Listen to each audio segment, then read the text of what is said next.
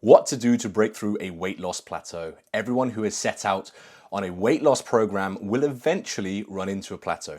Welcome back to the channel, guys. In this video, we're going to discuss the main causes why your body's going to stop losing weight, how to set up an effective weight loss program that should prevent a plateau occurring in the first place. And if you're trying to chase that single-digit body fat, you will run into a brick wall. So we'll discuss how to break through any stagnant phases as well. Let's discuss the main reasons why your body stops losing weight, even though you've had really solid results for 2 to 3 weeks, and then it just stops dead and you can't shift the scales any further. I want to bring up this image here as it will help explain your metabolic adaptations and why sometimes it feels like your metabolism is slowing down, or you're just experiencing changes. What used to work in the past isn't working anymore. This image, which is a great diagram of the components of a total daily energy expenditure. So it shows the percentage of energy used for these categories.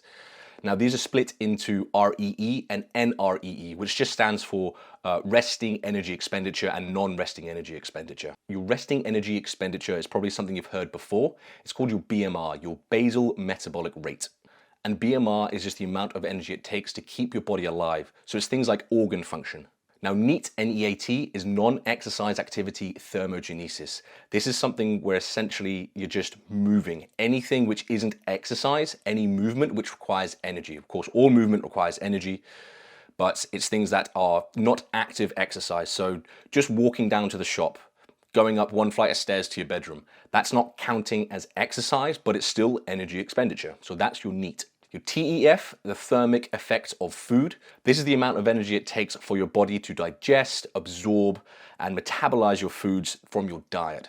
Now, right at the top, which has the least amount of energy expenditure, is your EAT, E-A-T, your exercise activity thermogenesis. So it's pretty self-explanatory. It's the energy used during exercise. I bet you didn't expect that to be the component which is the least amount of energy expenditure over the course of a day. Now that's explained, we can see what's going wrong. So of course, you'll weigh up your expenditure with your calorie intake, because no matter what, you can only lose weight if you're in a calorie deficit. So you've just started a diet and you're down a couple pounds, and now the scales have stopped moving. Why is that?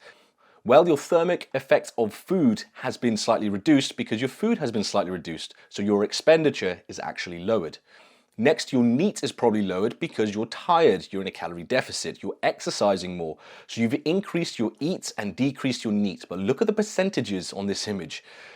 Your NEAT looks like it's what, 15% of your total daily energy expenditure, whereas your exercise activity makes up for about 5%. So because you're tired and because you're not moving as much during the course of the day, you're not actually burning as much as you think. And then next up, say you lost 10 pounds.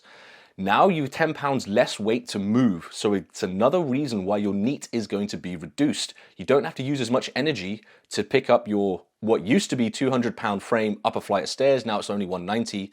So much less energy expenditure needed to do that. There's a term called adaptive thermogenesis or thermogenesis, however you want to pronounce it. Adaptive thermogenesis is when your energy expenditure is reduced because you've reduced your food. As you can see in the diagram, the TEF, the thermic effect of food, makes up for 10% of your daily energy expenditure. So simply eating less means you're actually burning less. It's a pretty unfortunate reality. So how do we keep losing weight? How do we keep getting those bathroom scales to move in a downward trajectory? The main reason bathroom scales aren't moving for individuals is because they are not sticking to the diet plan.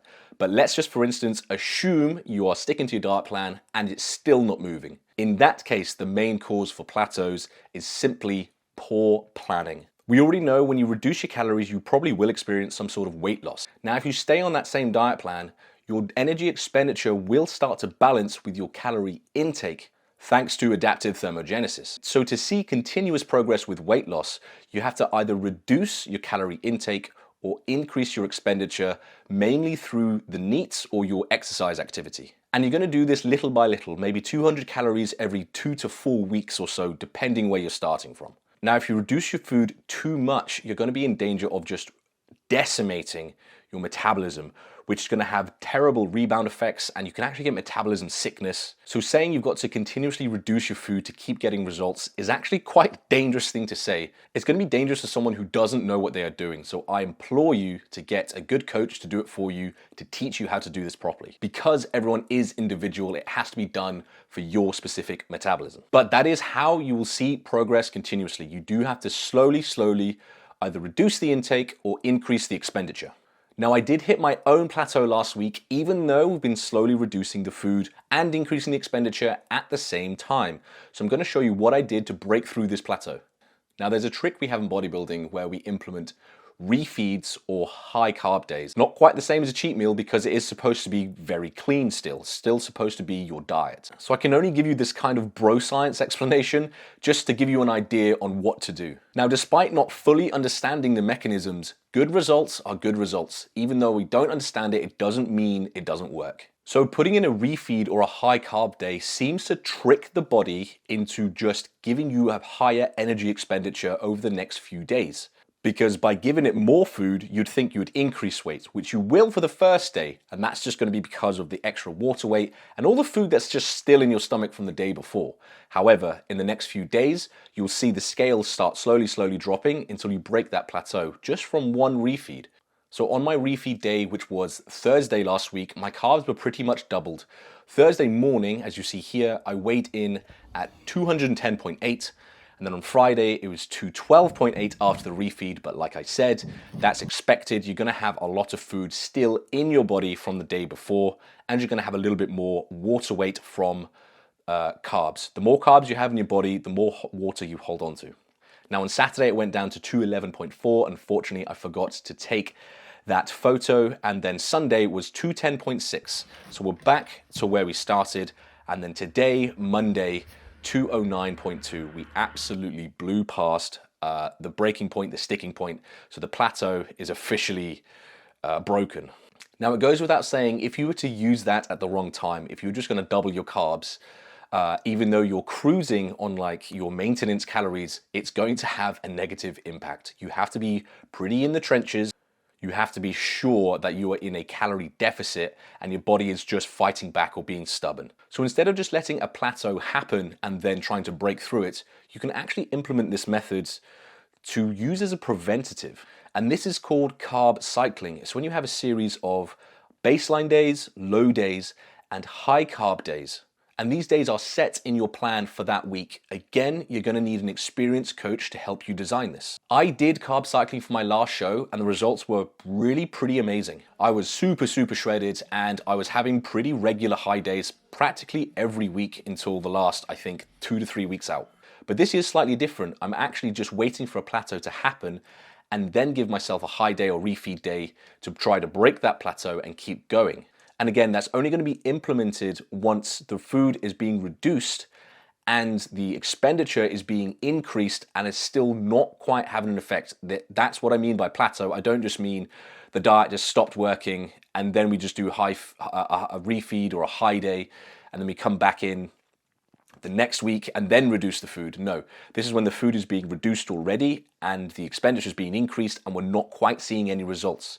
Then we do a high day, the body seems to have this reset and it then can push forward and start losing weight, even though the plan stayed the same from before the high day. So it's going to be really interesting to see which of the methods have more of an effect, or if there's any difference. And it doesn't mean I could have just had a high day every week and it would have been a much more enjoyable experience, or I have to dig really deep into the trenches, you know, loads of cardio, food going down, not getting results, and then put in a high day, which of course psychologically is much harder because you don't know when your next one's going to be. If you know it's in the plan, you can look forward to it, you can work harder. So I am intrigued to see the results, the end results of this prep, as there's no point in just making your life harder, there's no point in suffering more if the results are just going to be the same.